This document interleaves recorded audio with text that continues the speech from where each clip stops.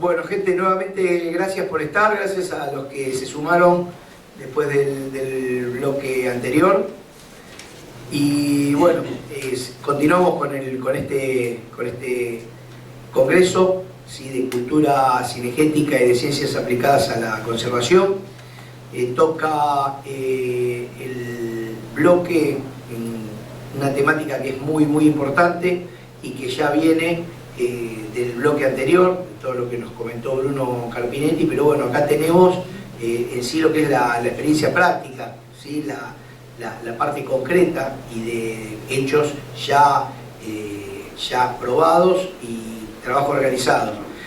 Tengo el gusto grande de presentarles al doctor Carlos Gómez, cirujano y presidente de la Asociación Entrerriana de Otorrinolaringología.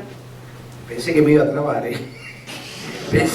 Otorrinolaringología, fundador del Club Conservación Tierra de Palmares, ex representante en Entre Ríos de la FAC, que es, Federación Argentina de Casa Mayor. Federación Argentina de Casa Mayor. Fundador y presidente de la Asociación de Reguladores de Mamíferos Exóticos Invasores, ARMEI. Controlador cinegético del Plan de Control del Parque Nacional del Palmar y en el Potrero de San Lorenzo. También tengo el gusto grande de presentar a una figura que por ahí no es común ver en un congreso, que es un guardaparque, ¿sí?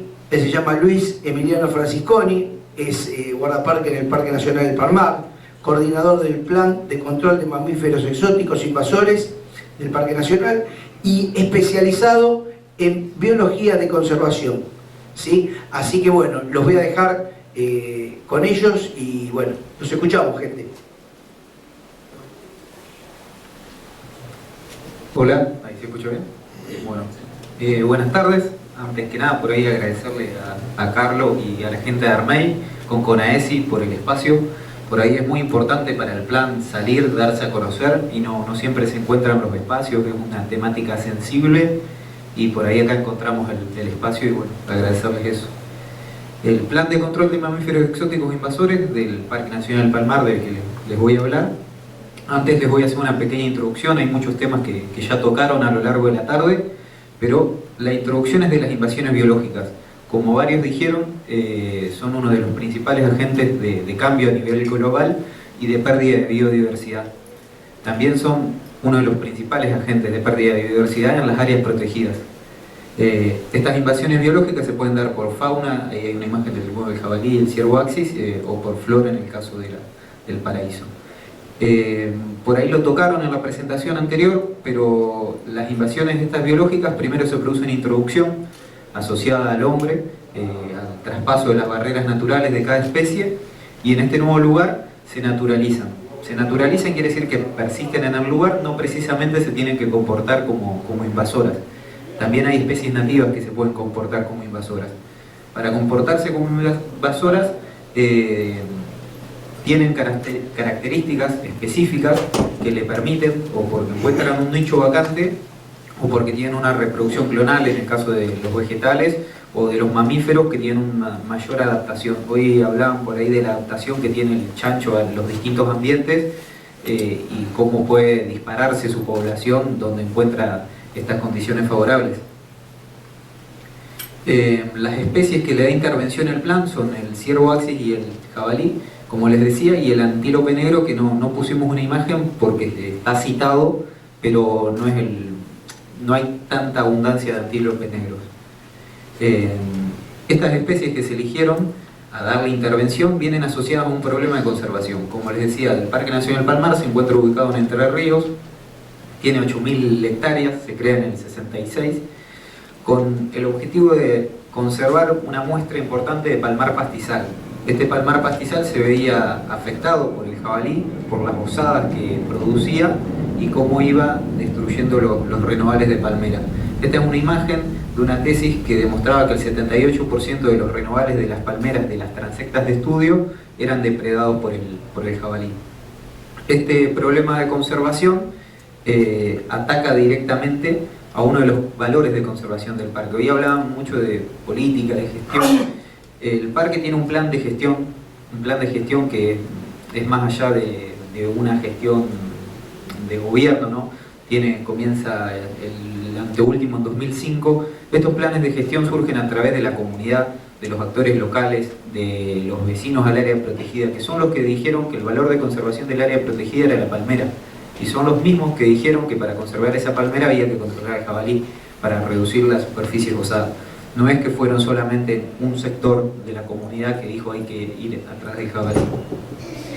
En ese año, ¿puedo volver un cachito al anterior? En ese año, en 2005, que se crea el plan, se determinan 3 metodologías. La primera que se utiliza es el reflectoreo desde vehículos en movimiento, cacería con jaurías de perro, y la tercera era con apostaderos. A lo largo de los años las distintas resoluciones han ido evolucionando, el plan ha ido creciendo. El objetivo en sus inicios era definir cuál iba a ser la metodología de control para el caso del jabalí, buscando también un objetivo social y buscar el menor costo económico y el menor daño ambiental. Y como objetivo medible sería cuantificable, era reducir esas superficies que estaban en el 78% de osadas de las transectas hasta menos de un 30%. Y proteger los renovales de palmera, que era el valor de conservación del área protegida. En 2019 se actualiza la última resolución que aprueba el plan con la modalidad de apostaderos, que es la que actualmente está funcionando. Son apostaderos que están entre 4 y 6 metros de altura, están fijos dentro del parque, que como les decía tiene 8.000 hectáreas, son 50 apostaderos con entre 10 y 12 líneas de tiro, algunos más, que las líneas de tiro son puntos fijos. Quiero avanzar un poco más. Esta es una imagen por ahí que se simula la visual de un apostadero previo a la construcción. Lo que se hace es elegir el lugar, se le da intervención a la parte técnica que hace una evaluación de impacto ambiental, sería bastante, no sé si abreviada, pero una evaluación del lugar donde se va a crear el apostadero y de las medidas de mitigación. Una vez que está la evaluación de impacto ambiental aprobada, que es el acto dispositivo que lo aprueba, a la construcción dentro del área protegida, se habilita el apostadero. Esa habilitación estos últimos años cuenta con un perito balístico que recorre cada línea de tiro y es el que habilita formalmente esos sitios de disparo. Están todos georreferenciados, son más o menos 400 líneas de tiro, que son puntos en el monte donde cada controlador puede disparar.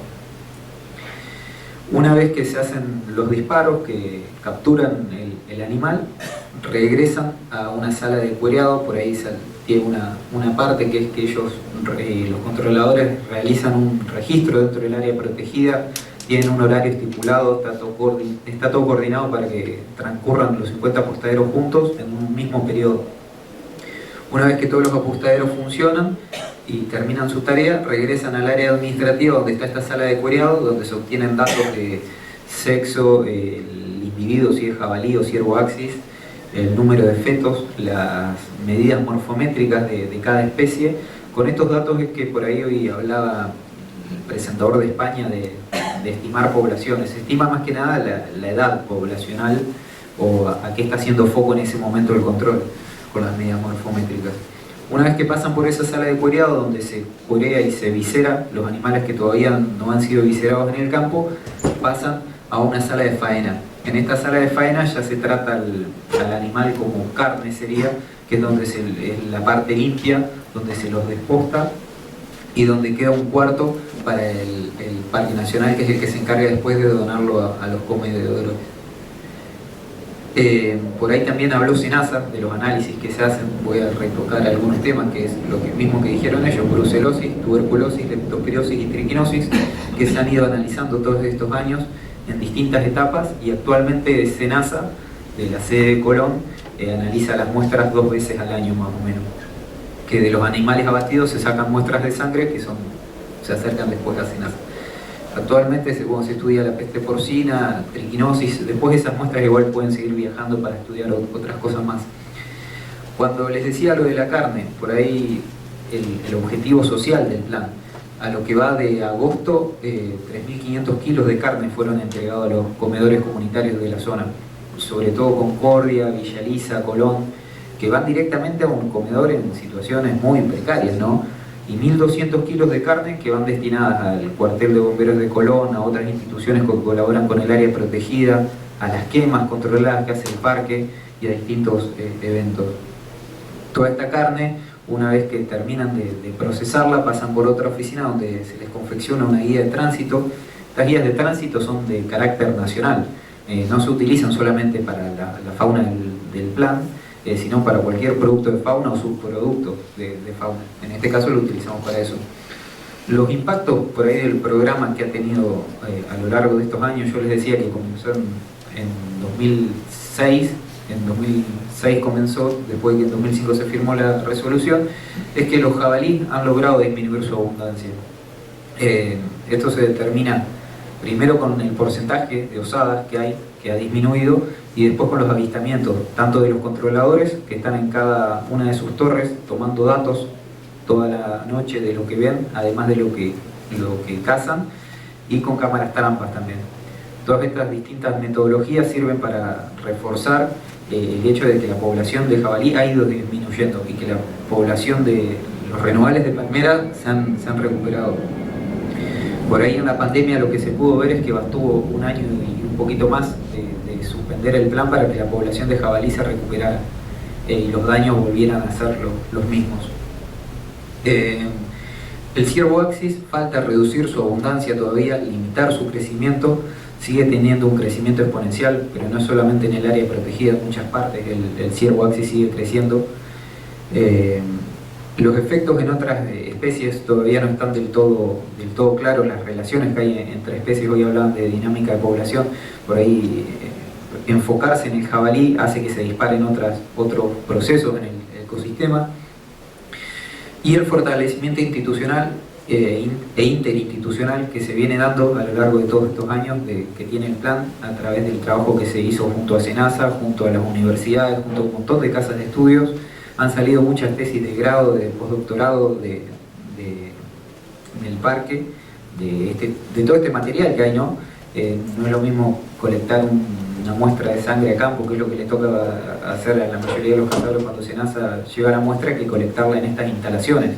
El trabajo es mucho más práctico y sale mucha información de todo esto que ni siquiera se llega a analizar toda la información que sale a veces.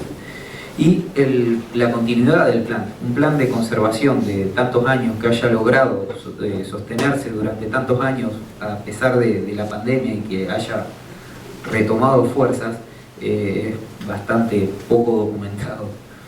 Y un paulatino perfeccionamiento de los procedimientos y protocolos se refiere a que no es lo mismo el plan cuando comenzó en 2005 con estas 3 metodologías que cómo se lleva adelante actualmente.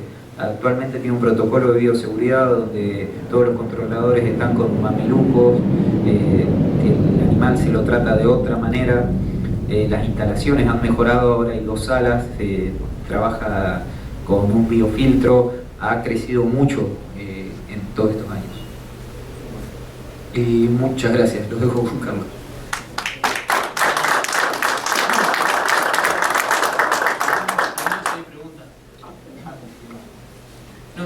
Primero, si alguien tiene alguna pregunta puntual para, ya que tenemos un guardaparque acá. Sí, allá primero. Sí, te quería preguntar en las muestras que hicieron por enfermedades zoonóticas, ¿tenés más o menos si hubo datos positivos, qué porcentaje? Del 100% de los individuos analiza la triquinosis para el caso del jabalí, y de los otros no tengo los datos positivo o negativo. Eso no tienen los datos, ¿no? En la oficina tienen la parte de conservación, sí tienen la relación con SENASA. Está bien. No era plata, pero en general, sí, una sola cosa. Se detectó, por ejemplo, en el caso de la leptospirosis, por debajo del 10% de todos los animales abatidos. Estamos hablando de algunos miles. Sí. Pero por año.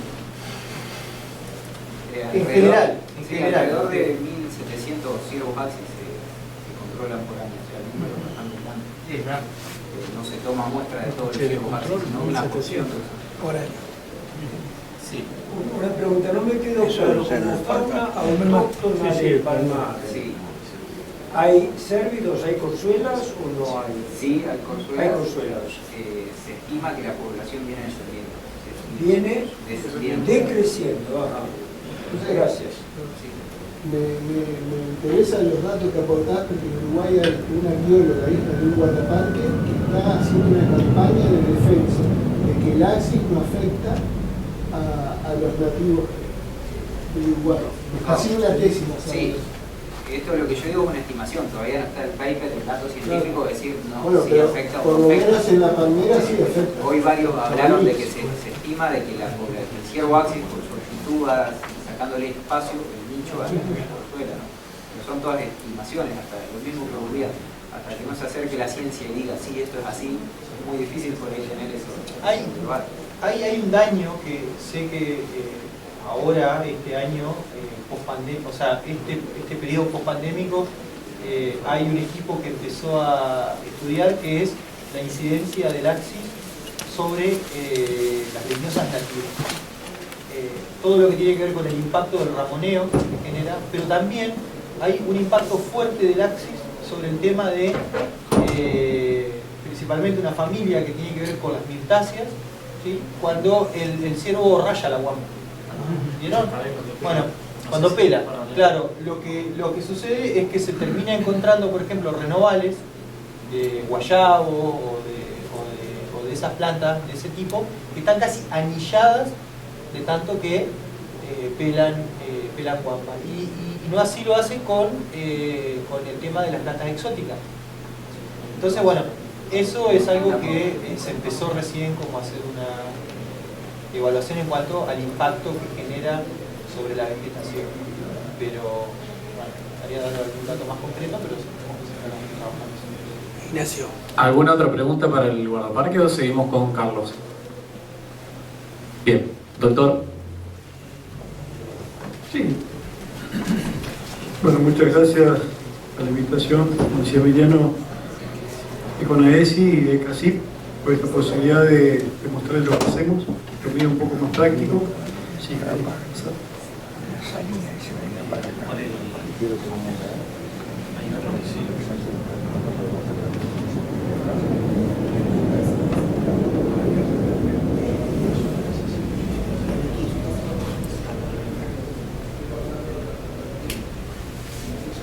¿Viste? Ah, sí, sí.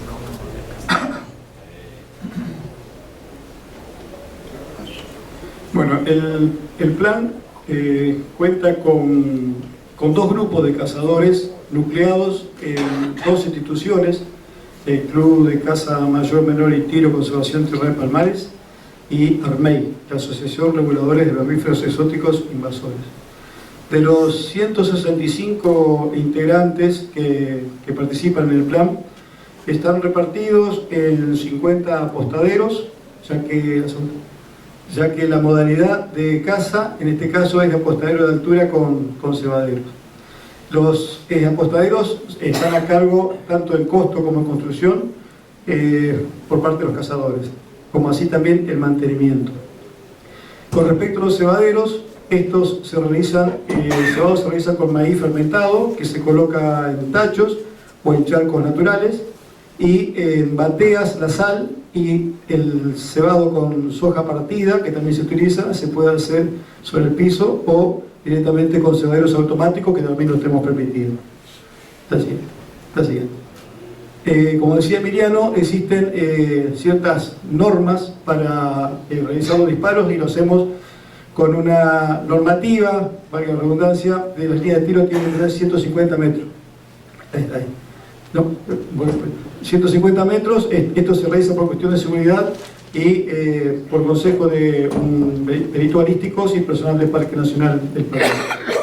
Estas líneas están limitadas por carteles y la idea es que no se ve por detrás de estas marcas. Así es. Ahora, ¿quiénes pueden ingresar al plan? Bueno, desde Gualeguaychú a Chajarí, todo lo que recorre, Concepción del Uruguay, Colón, San José, Villa Elisa, Humajay, Concordia, San Salvador, Villa Guay, Federal, Federación. ¿Por qué pasa esto? Porque este es un plan que necesita de no solamente el mantenimiento de las calles, de disparos, de los mismos apostaderos y del cebado. Entonces no podemos permitir que vaya gente de más lejos que no pueda participar de este tipo de actividad. Sí. Con respecto a los requisitos, existen 3 categorías: tiradores titulares, tiradores suplentes y acompañantes. Tanto los requisitos del titular como el suplente necesita sí o sí un seguro de accidentes personales y responsabilidad civil, no así el acompañante porque no hace uso de armas, entonces con los accidentes personales basta. Sí. Los calibres permitidos para el nuevo manual operativo son los fusiles de caza 243, 270, 308 y 3006. Se exigen armas de remate, el 357, 44 y las escopetas 12, 16 y 20. Vamos a hacer un resumencito de un día de jornada. Sí. Al ingreso en un día miércoles o un día sábado, que son los días que tenemos jornada, a la hora precitada, los cazadores se presentan con una declaración jurada del armamento a utilizar en el plan, en el parque ese día, y eso es constatado por el guardaparque, sí. Y se firma una planilla de ingreso, la siguiente, y se nos entrega un cuadernillo para realizar monitoreo de fauna silvestre, la siguiente. En este cuadernillo nosotros dejamos anotado la hora de avistaje de tal o cual animal, que puede ser jabalí, ciervo axi, guasuncho, carpincho, zorro, algún felino, ñandú, peludo, mulita o algún otro animal. No, pon un poquito, ahí está. Cuánta cantidad y bueno, el comportamiento de lo que se ve en ese momento. Una vez que llegamos al apostadero, ascendemos al mismo con el arma enfundada y descargada. Una vez que estamos arriba, avisamos a la guardia del plan, del ICE, de incendio, para confirmar que estamos en posición, y una vez que realizamos un disparo, seguimos al animal, sí, la siguiente. Descendemos del apostadero para buscar el mismo y lo llevamos al apostadero y realizamos lo que se llama el faenado, así en campo, sacando las vísceras, hacemos un eviscerado y limpiamos el tórax y el abdomen del animal para tratar de conservar la carne lo mejor posible. La siguiente. Una vez que finaliza la jornada, nos vamos al carneadero y ahí se toma el peso, circunferencia torácica, altura de cruz, garrón derecho, oreja derecha, cola, el largo total, el largo de asta si tienes y número de fetos si está preñada. Y para el jabalí se hace lo mismo, pero en el caso de se toma una muestra de base de lengua, cuarto trasero, parótida y diafragma para investigación de la triquinosis. Sí. Bueno, ya lo había mostrado Emiliano, lo mismo. Una vez que se carnea el animal, se cuerea el animal, se saca una pata trasera, ¿sí? Que se va a enviar a los comedores comunitarios y demás.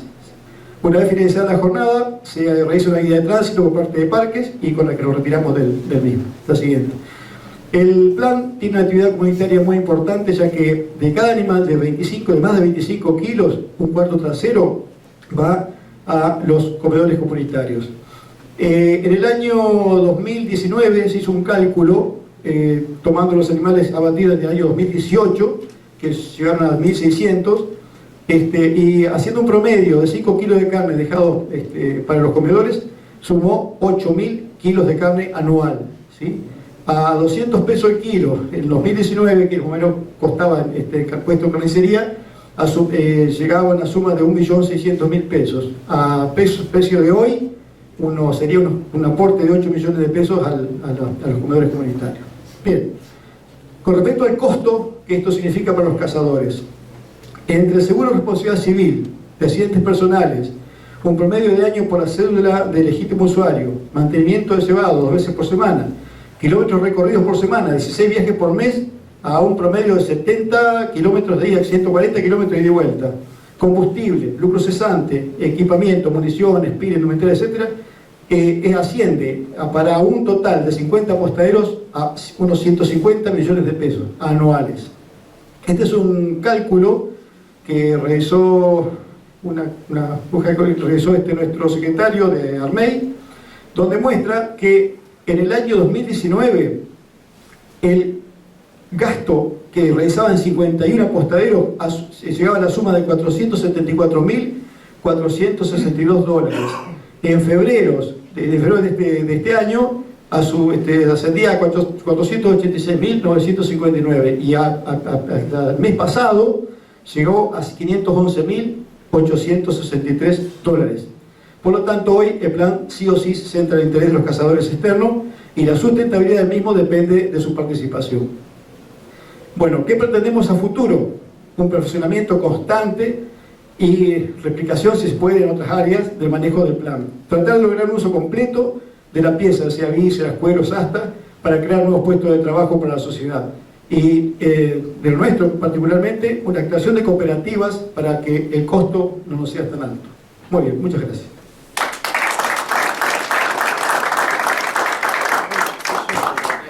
Bueno, a ver, ¿alguna pregunta? Si hay. ¿Cuántos dólares? Ahí. ¿Puede sumarse un cazador, una persona que no sea de esas regiones a la actividad? No. Aunque quiera aportar, digamos, no solo su rifle, sino también su aporte financiero. Actualmente para esta modalidad no contempla que sean personas ajenas a esos lugares. O sea, que sea residente de Entre Ríos y asociado a uno de los clubes. Esas son las condiciones. No. Asociado a uno de los clubes puede ser que sí, puede ser que no. Tiene que ser residente de Pero Entre Ríos y de esas localidades. No puede de la localidad. Eso ya desde el principio era para los vecinos. El objetivo social del plan, al principio, era que los vecinos de la zona, los cazadores furtivos de ese momento... Perdón, no se escucha bien desde acá. Perdón. Les decía que el objetivo del plan, sus comienzos...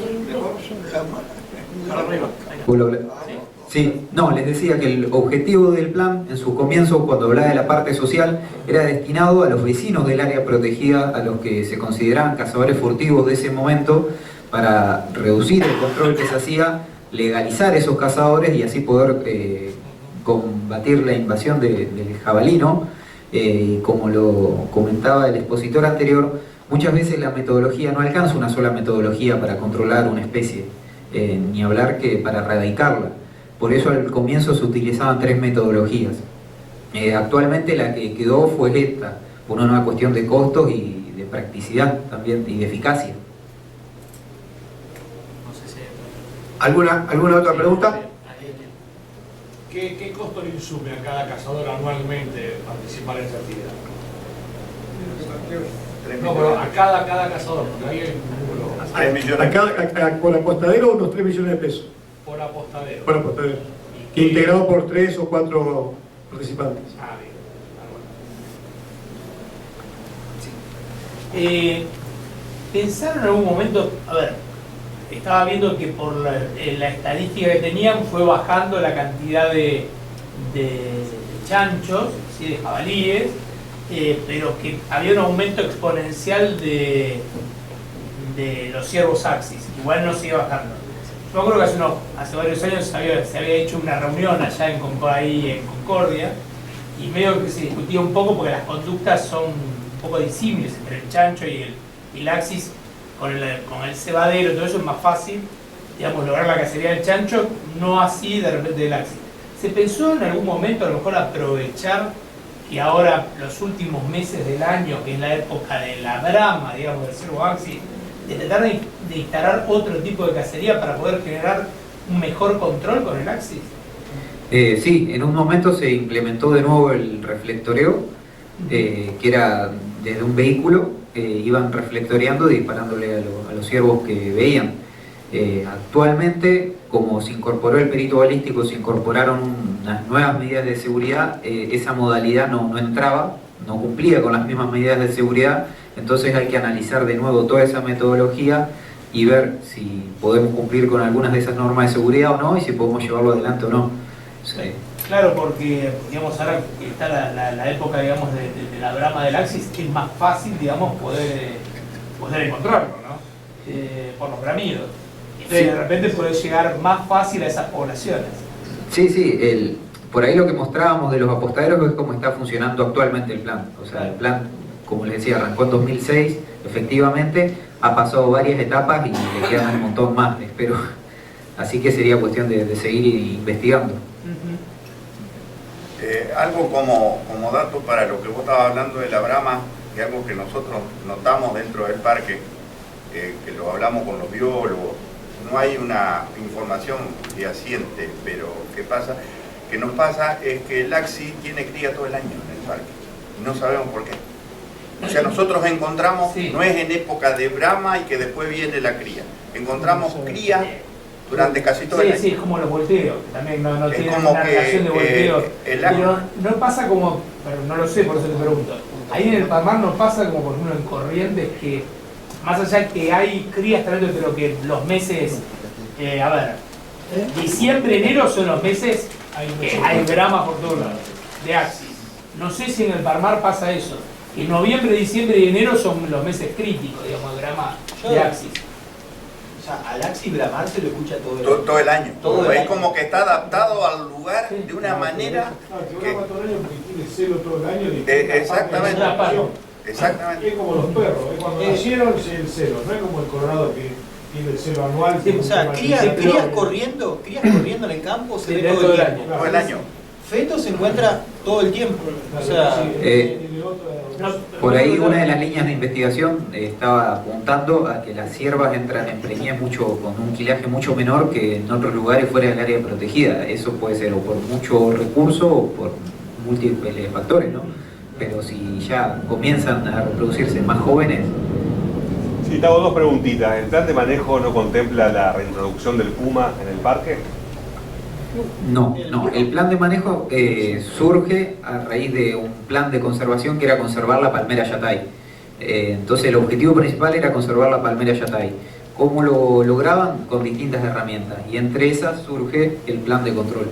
Pero no estaba por ahí enfocado a una reintroducción de un mamífero. No, hablo del puma como herramienta de control, a eso me refiero.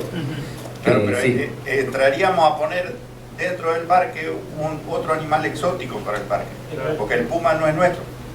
en realidad sí, no, pero lo que tiene, el problema de ese tipo de manejo muchas veces cuando uno dice puma es el problema del vecino. Porque por ejemplo, en Entre Ríos se está trabajando para la creación de un nuevo parque nacional en Federal. En Federal hay registro de pumas, pero hay más registro de pumas muertos, más que pumas vivos. Cuando aparece uno, se organizan partidas de caza y le dan muerte, porque eso significa pérdida para el ganado, ahí se hace mucha oveja y todo lo demás. El área protegida también, convengamos que es una isla. El Parque Nacional de Palmar son 8.241 hectáreas rodeada de productores de todo tipo. 5 de 40.000 hectáreas, no es 5 grandes que hay ahí. Entonces, no se va a quedar dentro del parque y no va a salir del parque. Afuera está no le va a comer ni la oveja, no va a dejar de comer la oveja al vecino, y además, el parque también tiene visitantes, y el puma también sería un problema para los visitantes, podría ser. Estamos hablando de un parque que tiene está en tercer, cuarto lugar en cuanto al nivel de visitación, o sea, la cantidad de visitantes que recibe todo el año. No, yo te digo, el puma es parte nuestro de no sé hace cuánto se radicó, pero no del parque, no en general de la zona del parque. El gato más grande que nosotros tenemos es... Pero ahora. La segunda pregunta, el objetivo es erradicar las dos especies, ¿no? No es el objetivo. El objetivo es controlarlo. Se estimaba más o menos que manteniendo una presión de 300 jabalíes por año se podía mantener, reducir el daño a las palmeras. Puedo aportar una cosita. Hay cosas que se están discutiendo y evaluando, investigando. Es más, hace poco hizo su última campaña alguien que dentro de poco va a presentar su tesis doctoral, y algunas de las preguntas que se desprenden del estudio tiene que ver con el movimiento de los animales, porque los animales entran y salen de manera permanente. Podría llegar a haber alguna estacionalidad vinculada a algún oportunismo productivo, o sea, se van a comer maíz, se van a comer el sorgo afuera, pero digo, esas cosas están ahí en investigación, estamos viendo. Lo cierto es que hablar de erradicación cuando solo lo hacemos ahí es difícil, por esta cuestión de lo que se mueve. Porque se mueve mucho, eventualmente no tenemos registro de jabalí y de golpe aparecen osadas nuevas. Entonces hay una cuestión estacional que aparentemente se mueve, pero está un poco sincronizada con los aspectos productivos de la región. Si siembra monigote de maíz, se te van atrás. Pero ya pasó. Además, uno de los límites del Palmar es el río Uruguay. Y los jabalí y los ciervos cruzan el río Uruguay. Claro. Hablando una vuelta con un medio capataz de una de las estancias de enfrente, dice que le voltearon un sorgo. ¿Viste? Entonces, hay que ver ese tema. O sea, si nuestra llegada sería regional, o sea, hasta el control sería más efectivo. Pero solo de esa manera lo estamos haciendo en el Palmar. Entonces, bueno, esta cuestión de que ingresan, salen, el parque de Fuente o es sumidero de estos bichos. Entonces, bueno, ahí está también la parte científica, o sea, el plan tiene como patas, ¿no? La pata de la conservación, la pata social y la pata científica. Sin las tres es como muy difícil. Dentro de lo social, por supuesto, entran los cazadores, entra el aporte que se hace gracias al esfuerzo tanto del área como de los cazadores. Pero digo, es todo una gran cosa. Tiene como mucha complejidad y hay como mucha cabeza puesta. Todo el tiempo se disparan. ¿Ustedes tienen corzuela en el parque? ¿Cómo? ¿Ustedes tienen corzuela en el parque? Sí, tenemos. ¿El Axis compite por la comida con la corzuela? Bueno, no sé si compiten con la comida o qué es lo que pasa. Por ejemplo, esto que yo les comentaba, en Federal. Se está por crear se está por crear un parque nacional nuevo. ¿Van a hacer un parque nacional en Federal? Sí, afortunadamente. En Federal uno va y es como en el Palmar en este momento. Uno va al Palmar y es difícil no cruzar un axis si va de visita. Bueno, en Federal pasa lo mismo, pero con la corzuela. Y también hay axis. Y también hay chancho. Pero entonces, no dejen entrar el Axis en Federal. Está Misiones. Límpienlo y hagan bueno, un parque de corzuelas. Perdón, ¿tienen alguna política planificada a futuro para por el tema del puma? No, ¿O eso lo mide directamente, digamos, la economía de la zona? No, yo creo que hoy analizarlo sería difícil de llevar adelante. Difícil de llevar adelante por lo que significa la cercanía con los vecinos, la gente. Hay mucha colonia, ya es imposible. Hay mucha colonia, o sea, tenemos un pueblo a menos de 6 kilómetros. O sea, si introducimos con el Puma, sacamos los otros. Imposible por la mala idea. Bueno, vamos con el siguiente panel, le damos un aplauso.